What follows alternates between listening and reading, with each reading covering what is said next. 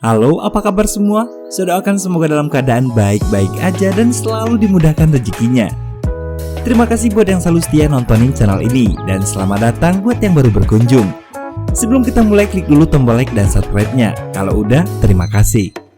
Film yang akan saya ceritakan kali ini adalah sebuah film bergenre drama komedi romantis berjudul Mr. Deed yang rilis pada tahun 2002. Dibintangi oleh Adam Sandler dan Winona Ryder yang mengisahkan tentang seorang pria bernama Deed, seorang pedagang pizza sederhana, tulus dan baik hati yang secara tiba-tiba menjadi pewaris kekayaan tunggal dari seorang miliarder dengan total warisan senilai 500 triliun rupiah.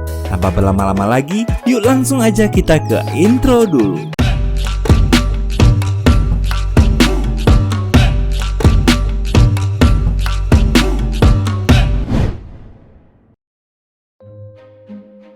Preston Black adalah seorang miliarder berusia 82 tahun. Suatu ketika, dia pergi mendaki Gunung Everest di tengah badai salju bersama dengan tim liputan yang meliput aksi pendakian tersebut. Di tengah perjalanan, seorang anggota kru memberitahu Black bahwa mereka harus segera turun karena badai salju yang semakin memburuk. Akan tetapi Black tetap bersikeras untuk melanjutkan pendakiannya, sementara semua orang yang menemaninya pergi meninggalkannya. 3 jam kemudian Black sampai di puncak gunung, namun tubuhnya telah membeku. Berita kematiannya ditayangkan dalam sebuah breaking news, di mana Black yang dikenal sebagai seorang visioner yang berhasil mengubah stasiun radio kecil menjadi media raksasa dunia, ditemukan tewas membeku saat dirinya telah berhasil mencapai puncak Everest. Terlihat seorang pembawa berita dari acara Inside Access bernama Mike menginformasikan bahwa Black adalah seorang bujangan dan tak mempunyai keturunan. Black juga tak meninggalkan surat wasiat, hingga timbul pertanyaan mengenai siapa yang akan menjadi penerima warisan 49% saham senilai 40 miliar dolar atau 500 triliun rupiah miliknya. Valued at $40 billion. So who inherits Blake's 49% stake in the company's stock? Blake, who was single and had no children, did not leave a will. Sementara itu, Chuck Siddar, CEO dari perusahaan Black Media, sedang memimpin sebuah rapat untuk menemukan siapa orang yang akan mewarisi sebagian saham milik Black. Ternyata Chuck memiliki rencana jahat untuk menjual perusahaan tersebut agar dirinya menjadi lebih kaya. Tak lama kemudian sebuah mesin fax berbunyi. Chuck dan yang lain mendekati ke mesin fax itu yang mengeluarkan sebuah nama, yaitu Longfellow Deeds, yang dipercaya akan menjadi pewaris Black. Chuck bersama seorang penasihat umum Black Media bernama Cecil Anderson pergi ke sebuah pedesaan untuk mencari Deeds. Mereka bertanya pada seseorang bernama Mark mengenai keberadaan Longfellow Deeds. Mark lalu mengatakan bahwa Deeds bekerja di sebuah kedai pizza di New Hampshire. Chuck dan Cecil pun kemudian diantar oleh Mark menuju kedai pizza tempat Deeds bekerja.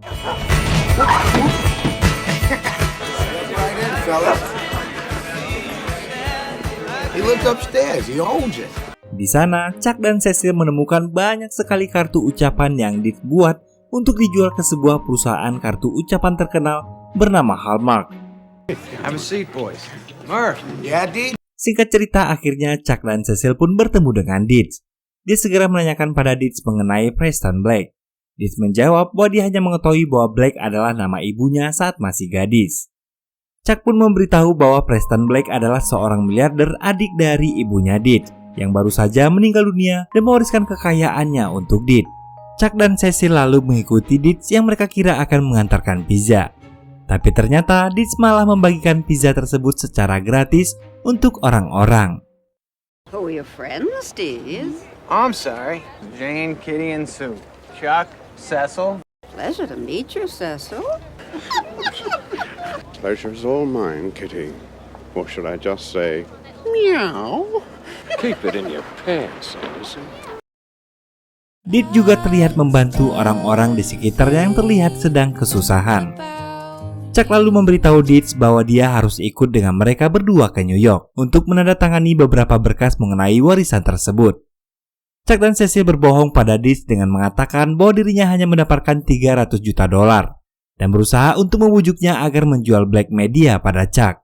I'm gonna buy the stock for $40 billion. Technically, you've inherited 300 million shares of Black Media Inc. Cecil juga meminta Deeds untuk menjauhi beberapa media. Setelah selesai membagikan pizza-pizzanya, Deeds kemudian meminta waktu untuk bersiap-siap. Selanjutnya, Deeds bersiap-siap untuk terbang menuju New York. bersama dengan Chuck dan Cecil dengan helikopter mereka. Terlihat seluruh warga desa datang untuk melepaskan kepergian Deed. Sebelum naik ke helikopter, Deed pun memberikan sedikit kata-kata perpisahan untuk mereka semua.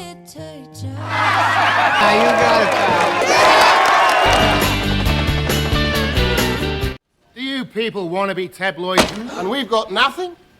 I got it! Now they're on their way back with 3 male passengers, but they made an unscheduled stop in Connecticut. You guys are here. Nice work, Marty. How's that frosty treat you, Cecil? I'm so happy I got the Big Bacon Classic. Thanks for stopping, buddy. This is unbelievable. I'm still very worried about this. You guys football fans?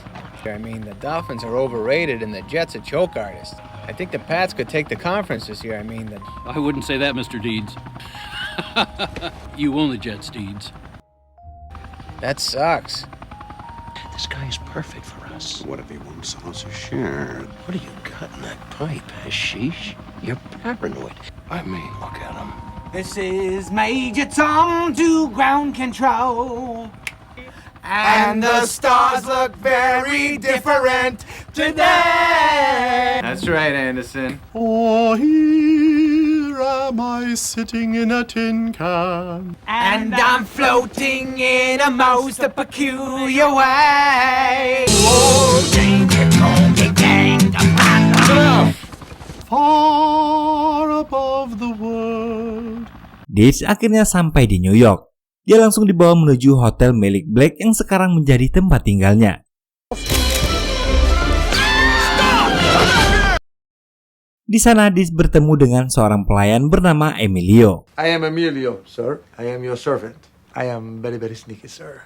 Akan tetapi Deeds tak ingin menganggapnya sebagai seorang pelayan dan lebih suka menganggap Emilio sebagai sahabatnya. Begitupun dengan seorang penjaga lift bernama Ruben yang dianggap sebagai teman oleh Deeds. Saat Deeds sampai di lantai yang dia tuju, Emilio kembali menyambutnya. Deeds kemudian tertarik dengan ruangannya yang bergema dan mencoba berteriak. Wow. Lalu dia mengajak Emilio untuk melakukan hal yang sama.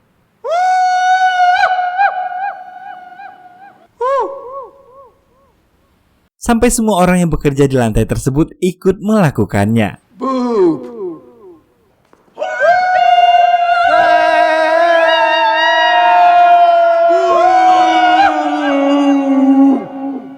Dengan cepat, Deeds pun akrab dengan mereka semua. You're just going to lay there and let the post take this story?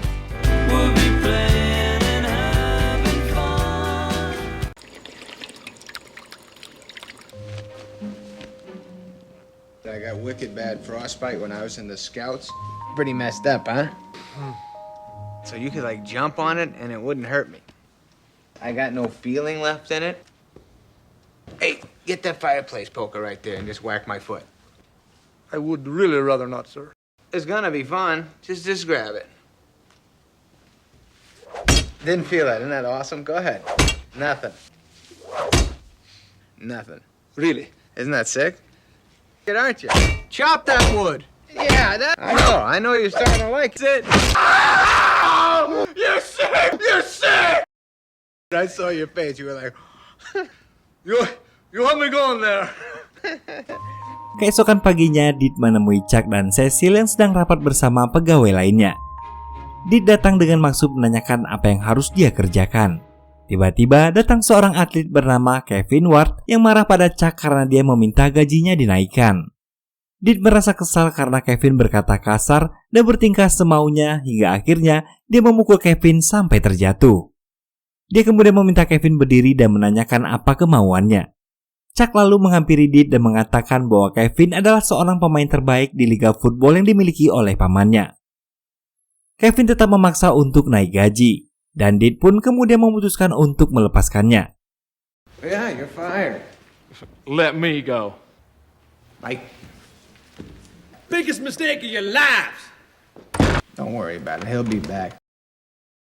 Saat Deeds sedang berjalan-jalan, dia melihat Beb bersama dengan rekannya yang bernama Marty yang sedang melakukan penyamaran dan berpura-pura menjadi korban perampokan.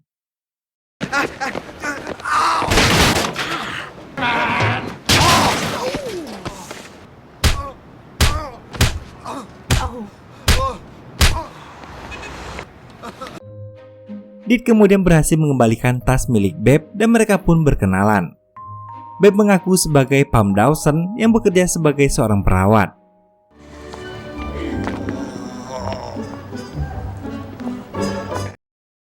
Did lalu mengajak Babe untuk pergi makan malam bersamanya. Saat sedang makan malam, Did dan Babe saling bertukar cerita satu sama lain.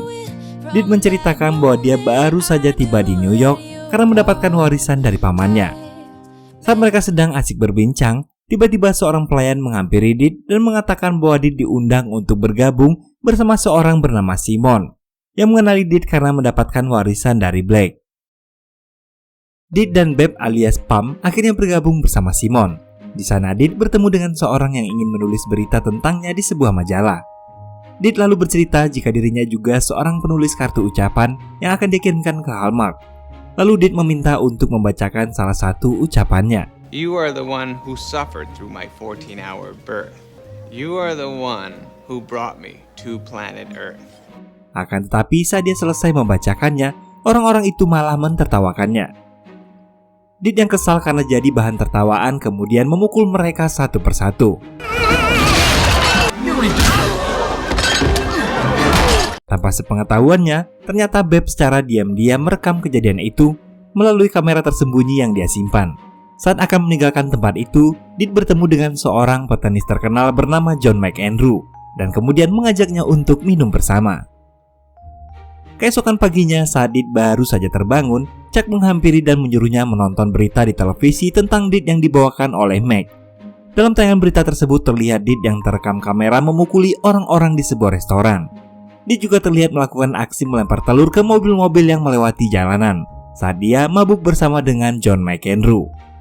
Not the kind of attention we need right now. And people might think any instability you show may equal instability in the company. Not bad. Today, yes. I'll go get my suit on.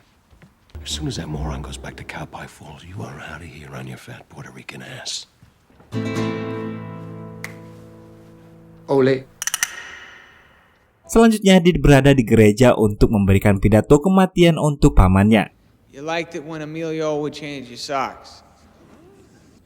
You made TV shows as me and you were hanging at the pearly gates. I'll bring the beers. Setelah itu dia pun membuka peti dan keluarlah mayat Blake yang membeku dan membuat semua orang yang ada di gereja kaget karena ulahnya itu. Keep this sucker closed. Almost there. He's still pretty frozen. That was freaky. I'll keep an eye on the company for you, buddy. Love you. Nice meeting you. Thanks for the apartment. Singkat cerita, Babe kembali menelpon Did untuk mengajaknya berkencan. Kemudian saat Did sedang berbicara dengan Babe, tiba-tiba Kevin menelponnya untuk meminta maaf atas tingkah buruknya dan memutuskan untuk kembali berlatih dan bertanding untuk memenangkan Super Bowl. Okay, that sounds terrific. What is this? My great uncle's personal journal. Did lalu kembali berkencan dengan Babe sambil menaiki sepeda di sebuah taman. Di sana Babe menceritakan kehidupan palsunya yang berpura-pura tinggal di sebuah desa bernama Winchester, Philadelphia. Susah bacanya, baca aja sendiri. What was your house like? Blue shutters and a big red door. Right. We had this big Victorian right off Main Street. Oh, I love it. And a tire swing in the front yard. Sementara Did menceritakan bahwa dia telah menemukan jurnal milik Blake di mana diceritakan Blake berasal dari keluarga miskin dan bermimpi menjadi seorang DJ. Saat Did dan Babe sedang mengobrol, tiba-tiba sebuah mobil pemadam kebakaran lewat di belakang mereka. Did pun kemudian mengajak Babe untuk melihat apa yang terjadi. Terlihat sebuah kamar apartemen yang terbakar. Akan tetapi penghuninya tak mau keluar dari sana tanpa kucing-kucing kesayangannya. Did lalu naik ke apartemen tersebut dan membantu mengeluarkan kucing-kucing di kamar itu. Calm down. Everything's gonna be all right. Oh, Lord, it's hot here. Oh. Fire excites me. Here we go. Oh, my children!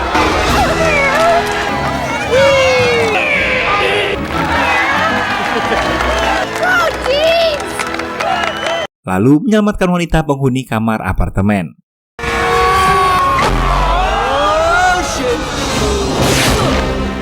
I'm okay.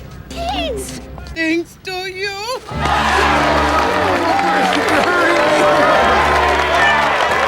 Keesokannya berita yang dibawakan oleh Meg kembali menayangkan kejadian yang dilakukan oleh Deed, yang telah menyelamatkan penghuni sebuah apartemen dan kucing-kucingnya. Tapi Meg memberitakan bahwa Deed telah melakukan sebuah aksi kekerasan terhadap hewan karena telah melempar kucing-kucing dari atas gedung. Deed juga dikabarkan bertingkah tak senonoh dengan pemilik apartemen tersebut.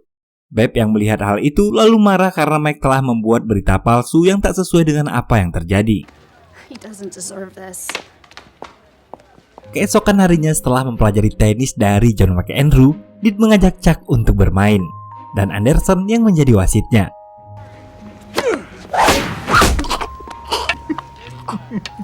Ooh, that got you right in the throat, huh? It's okay.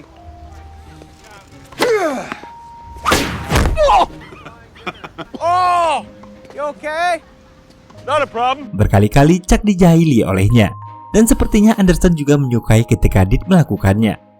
Kemudian Deed memberitahu bahwa dirinya bertemu dengan seorang gadis, sehingga dia merubah keputusannya untuk tak menjual kepemilikan sahamnya di perusahaan Black Media, dan memilih untuk tetap bertahan di New York. Di sana juga ternyata ada mantan rekan kerja Beb yang memberikan kode pada Chuck untuk menemuinya setelah permainan. Ketika Chuck menghampirinya, dia mengatakan bahwa dia adalah produser dari kantor berita Inside Access. Dia ingin bekerja sama dengan Chuck untuk segera menyingkirkan Deed dari kota ini, yaitu dengan cara memberitahu rahasia siapa Beb sebenarnya pada Deed. Akhirnya, Chuck bertemu juga dengan Meg dan melakukan kesepakatan jahatnya. Suatu hari Deed mengajak Beb pergi ke sebuah tempat yang disebut Beb sebagai kampung halamannya. Beb terkejut karena sebenarnya itu hanyalah nama tempat yang dikarangnya saja selama ini. Tapi ternyata Deed benar-benar berhasil menemukan kota tersebut. Deed lalu mengajak Beb untuk memperkenalkan daerah tempat tinggalnya itu, dan lalu bertemu dengan orang-orang di sana. Terlihat Beb yang gugup karena tak satu pun dari orang-orang itu yang mengenalnya. Tapi Beb berhasil menyembunyikan kecanggungannya dan kembali mengarang cerita. We're gonna leave now. Blue shutters, red door. Oh my God, there it is. Tire swing, that's your house, isn't it? Wouldn't you know it? Deed dan Beb pun kembali ke New York. Saat Deed mengantar Beb pulang, dia mengungkapkan perasaannya pada Beb. Deed juga memberikan sebuah kartu ucapan dengan puisi yang ditulisnya sendiri. Mouth is dry, hands are shaking. So full of love, my heart's exploding. Hard to breathe, feels like floating. My heart is yours for the taking. Beb berterima kasih pada Deed yang terlihat sangat tulus. Dan saat Deed sudah berjalan pulang, Beb menangis karena merasa bersalah atas apa yang telah dilakukannya pada Deed. Di kesempatan berikutnya, Deed menyiapkan sebuah kencan istimewa dengan Beb. Please, say something to me. Pretend that you're her. Well, you make me feel very special. This is one of the best dates I've ever been on. It's my pleasure. I can't stop thinking about you. I really like you a lot. Okay, this is getting weird. You can stand up now. Tiba-tiba, Chuck dan Cecil datang. Chuck menyuruh Deed untuk menonton sebuah tayangan berita dari Meg yang mengungkapkan bahwa Deed telah berkencan dengan seorang bernama Pop Dawson yang ternyata adalah seorang reporter bernama Beb Bennett yang melakukan penyamaran demi mendapatkan berita tentang Deed. Beb lalu datang dan mengakui semua kesalahannya. Akan tetapi, Deed telah terlanjur kecewa dan akhirnya pergi meninggalkannya. Ternyata Chuck dan Meg telah bekerja sama untuk melakukan hal tersebut. Deed kemudian membereskan barang-barangnya dan memutuskan kembali ke kota asalnya New Hampshire. Dia juga akhirnya menandatangani surat perjanjian di mana saham milik Blake yang diwariskan padanya telah diserahkan dan sekarang menjadi milik Chuck. Selanjutnya Beb pergi ke New Hampshire dan datang ke restoran pizza milik Deed. Dia bertemu dengan Jan, teman dekat dari Deed, dan menanyakan keberadaan Deed padanya.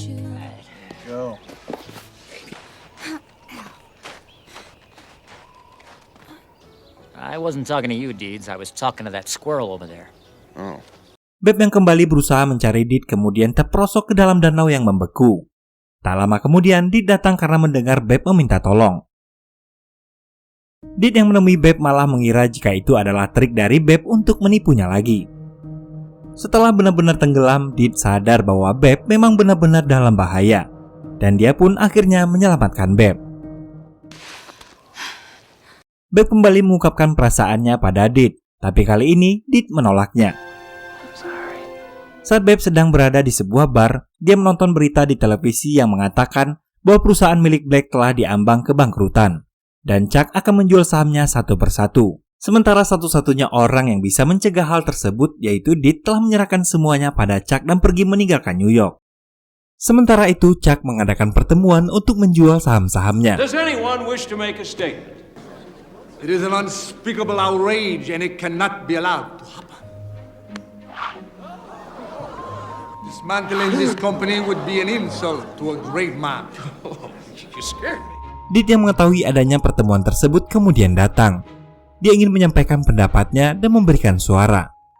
You have no right to speak at this meeting. Sold me your 300 million shares. You told me every stockholder has a say in this company. I bought one share of Blake Media this morning.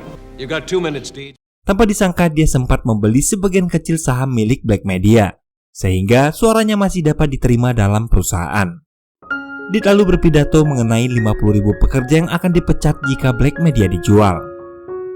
You're about to put 50,000 people out of work just to make a quick buck? Come on, about doing this. Setelah mendengar pidatonya tersebut, satu persatu pemegang saham membatalkan niatnya untuk menjual Blake Media.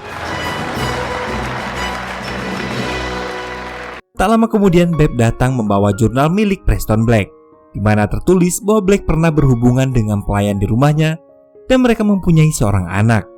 Setelah Beb melakukan riset di dalam daftar orang-orang yang pernah bekerja di rumah Blake, hanya ada satu orang wanita yang pernah bekerja di sana.